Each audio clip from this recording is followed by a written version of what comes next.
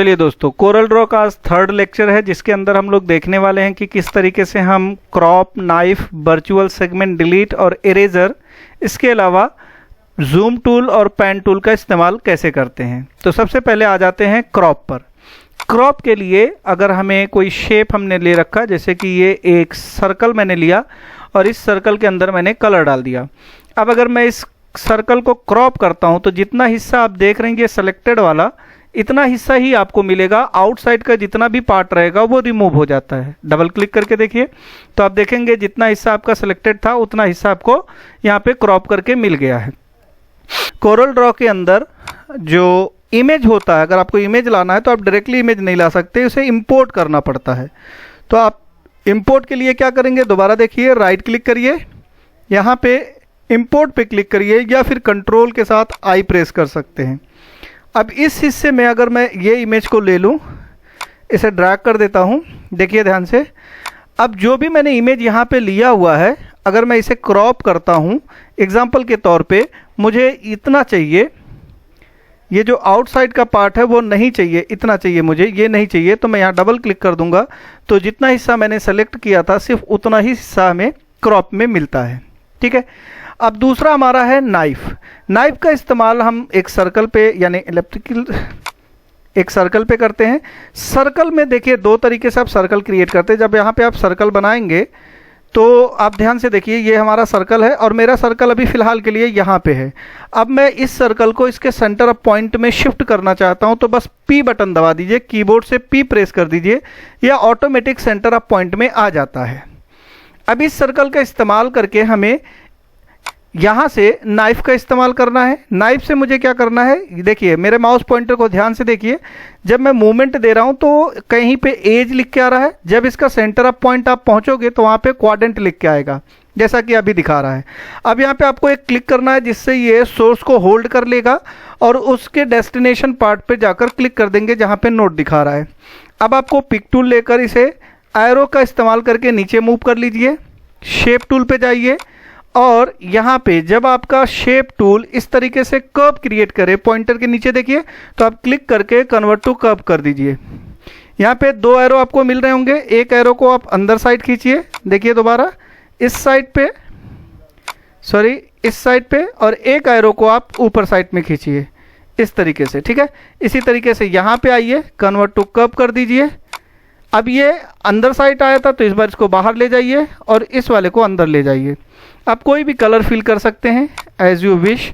तो इस तरीके से आप लोगोज भी क्रिएट कर सकते हैं। आप पूरा सेलेक्ट करके इसका जो आउटलाइन है उसे आप गायब कर दीजिए। ठीक है।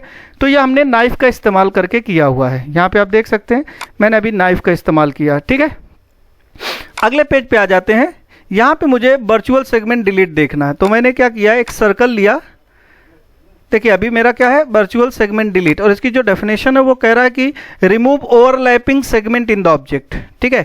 तो अब मैं इस पे कोई भी ऑब्जेक्ट का आपको अगर कॉपी पेस्ट बनाना है तो एक तो हिसाब है कंट्रोल C कंट्रोल B करके ले सकते हैं इस तरीके से, या फिर उसे सेलेक्ट करके यहाँ से भी कॉपी एंड पेस्ट कर सकते हैं, ये दूसरा तरीका है। या तीसरा तरीका, बस उस पर क्लिक करके प्लस बटन दबा दीजिए, इससे क्या होगा कि वो कॉपी पेस्ट हो जाएगा। ठीक है।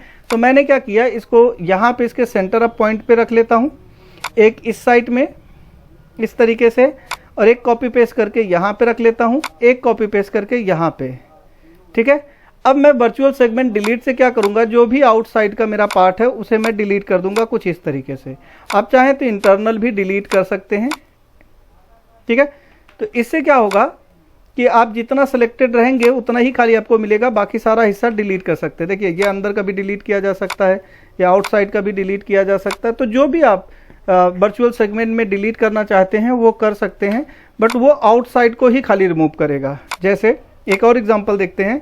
ये मेरा एक रेक्टेंगल है और इस रेक्टेंगल के चारों कॉर्नर पे कुछ सर्कल्स जैसा रख देता हूँ इस तरीके से, कुछ इस तरीके से मैं 4 सर्कल से इसे ऐड कर देता हूं। अब अगर मैं इन सर्कल्स में कोई कलर फिल कर दूं, फॉर एग्जांपल मैंने ये कलर ले लिया, इनमें भी यही कलर ले लेता हूं।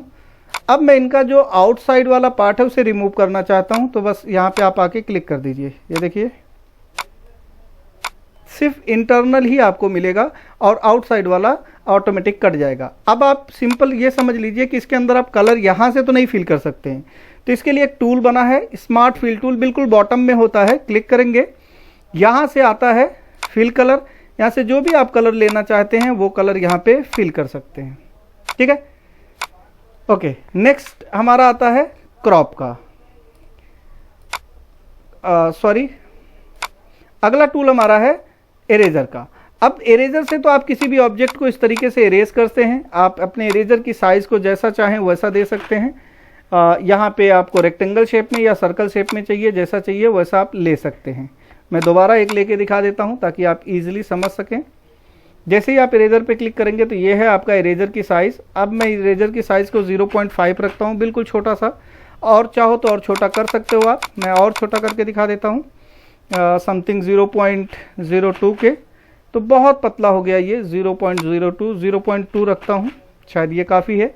और जब मुझे इरेज करना होगा तो मैं इससे भी कुछ ना कुछ डिज़ाइन कर सकता हूँ। देखिए यहाँ पे माउस को रखना है और यहाँ पे कॉर्नर पे लाकर क्लिक कर देना, तो ये बीच में से इरेज हो जाएगा। इसी तरीके से आप यहाँ से इरेज करना चाहते हैं तो यहाँ से भी इरेज कर सकते हैं। अब इन ऑब्जेक्ट को अगर आप सेपरेट करना चाहते हैं तो देखिए ये सारे ऑब्जेक्ट अभी एक ग्रुप में हैं, तो यहाँ पे जाकर ऑब्जेक्ट पर यहाँ पे आपको क्लिक करना होगा ब्रेक कर्व अपार्ट पे। इससे क्या होगा कि सारे जो कटिंग हैं वो सेपरेट हो जाएंगे।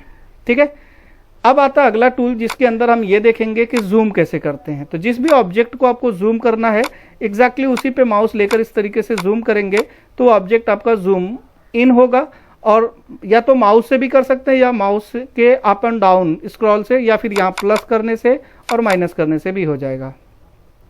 पैन टूल क्या करेगा कि जो भी आपका पेज है, जैसे ये ऑब्जेक्ट को मूव तो करेगा ही करेगा, पेज को भी अपने हिसाब से मूव कर सकते हैं। जैसे मेरा ये पेज है, मैं इसे पेज को जहाँ चाहूँ वहाँ पे रख सकता हूँ।